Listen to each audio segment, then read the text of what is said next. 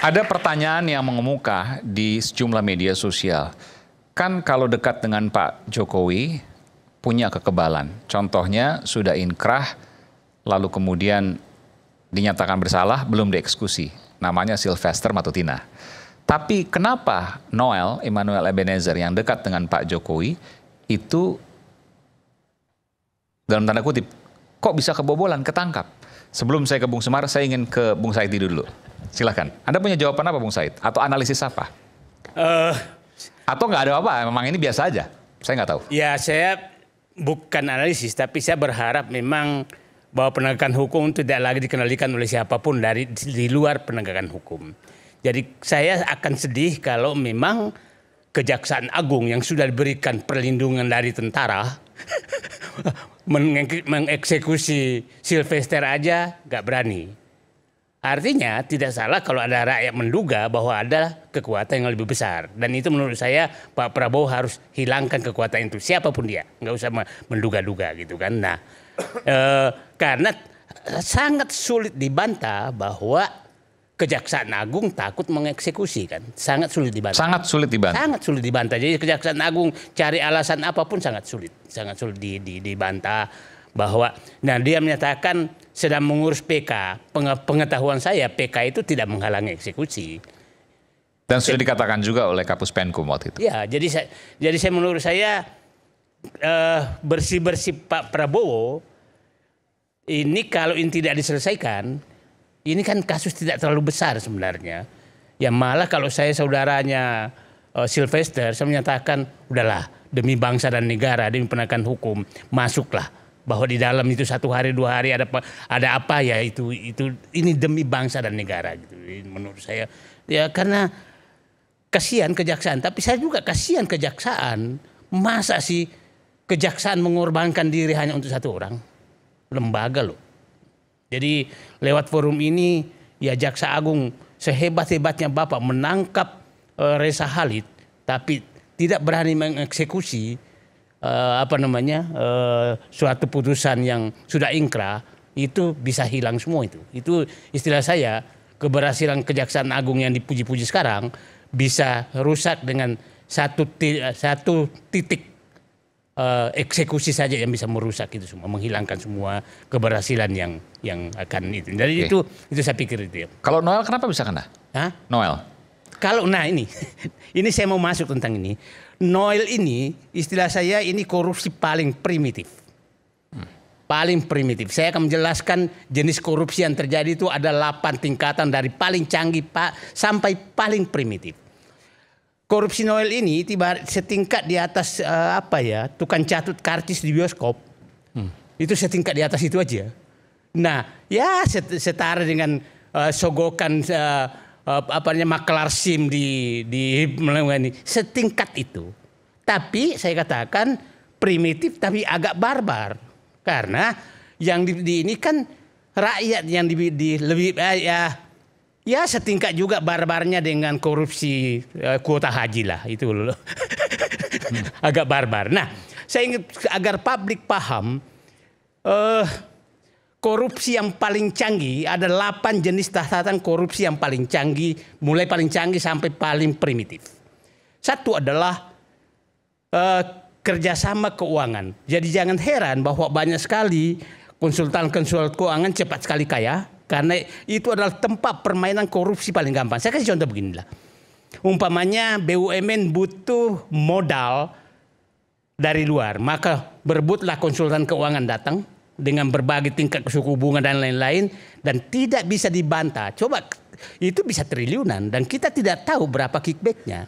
Kita nggak pernah bisa tahu. Nah, kita tahu semua teman-teman yang agak kaya raya itu di Indonesia sebagian besar bergerak di situ. Jadi maksudnya konsultan keuangan datang lalu kemudian lembaga donor ngasih uang. Ngasih uang dan lembaga keuangan. Dia juga mencarikan. Bank dan seterusnya. Itu coba kalau saya kasih contoh umpamanya dulu Freeport ngasih uang, cari uang untuk membeli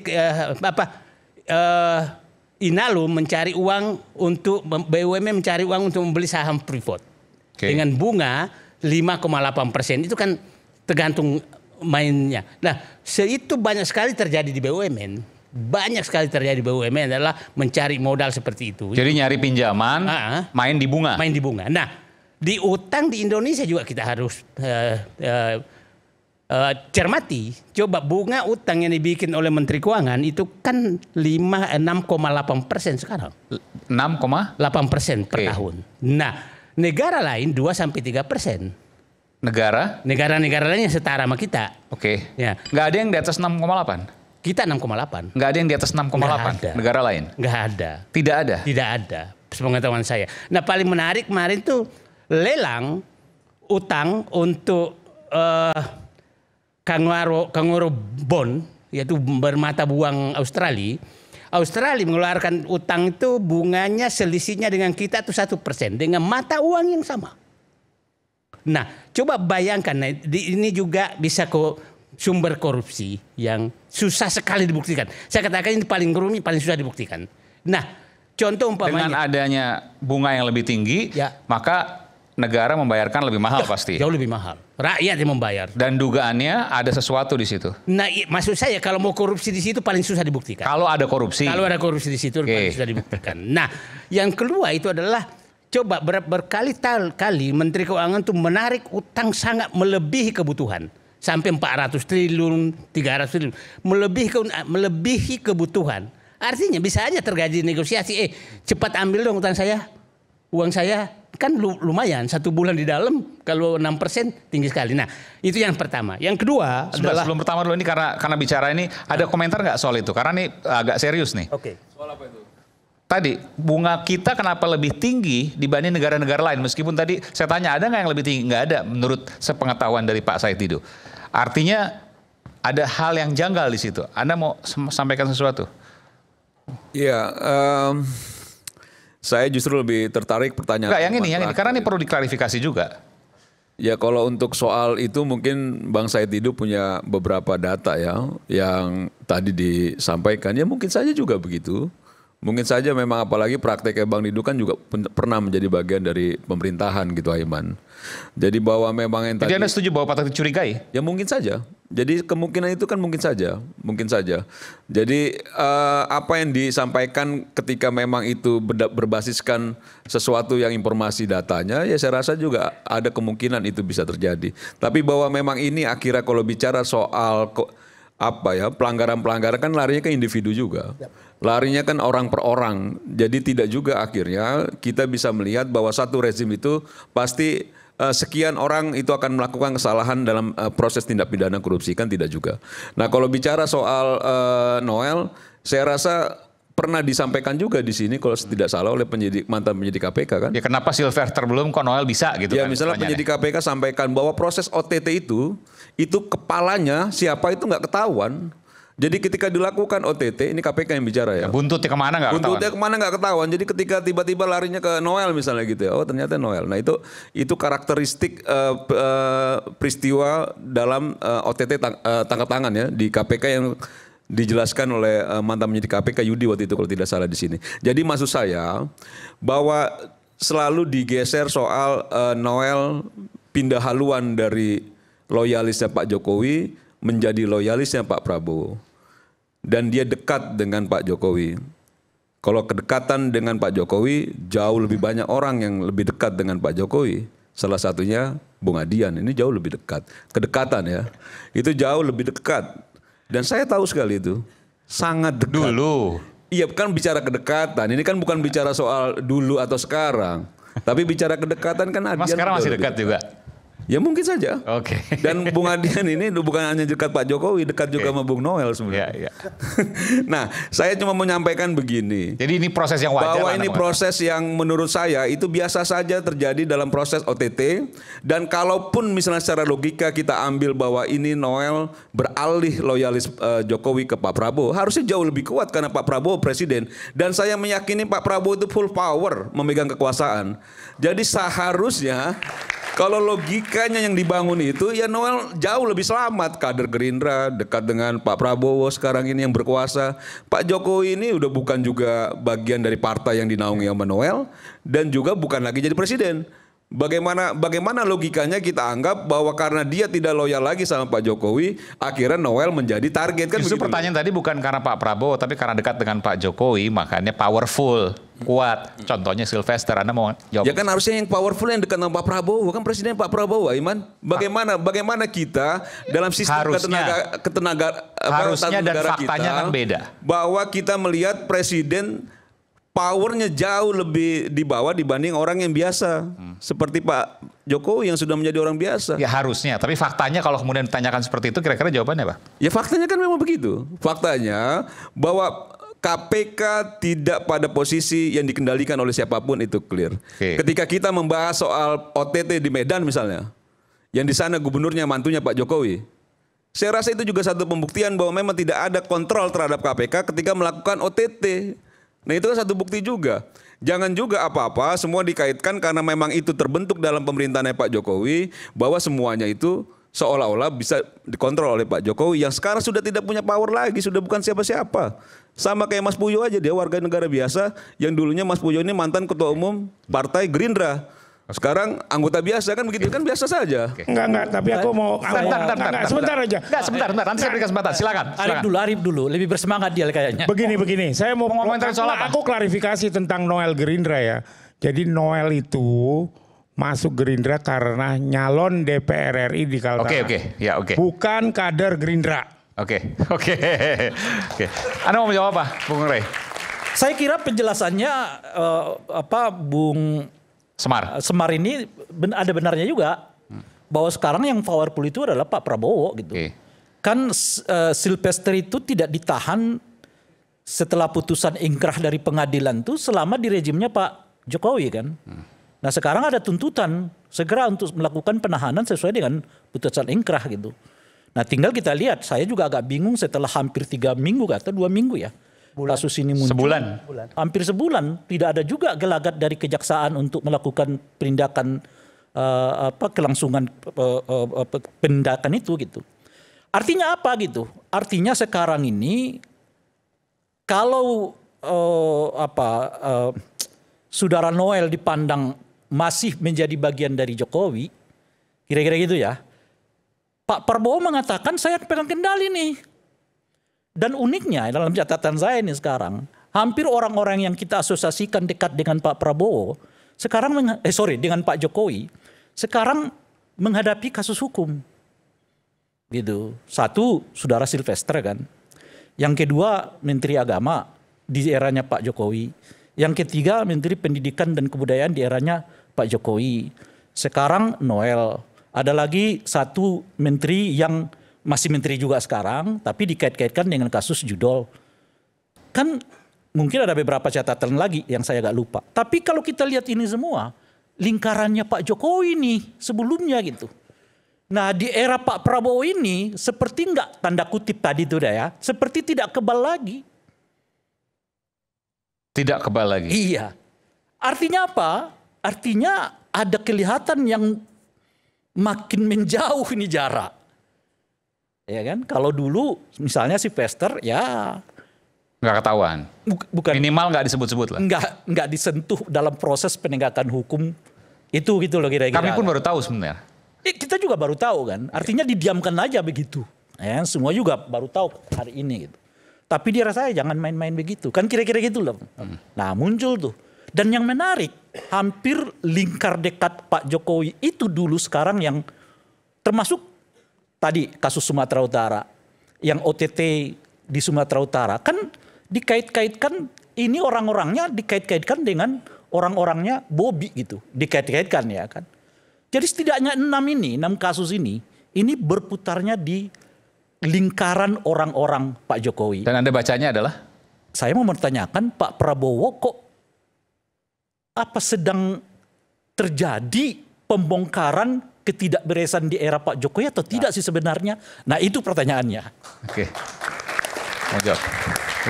Iya, saya pikir begini ya. Ini ada beberapa, kalau kita bicara soal kasus tindak pidana korupsi, kasus soal CSR BI misalnya, Satori dan ada kader Partai Gerindra juga dilakukan penetapan tersangka. Dan saya kira apa yang disampaikan ya justru menguatkan bahwa Pak Prabowo tidak tebang pilih dalam proses tindak pidana korupsi.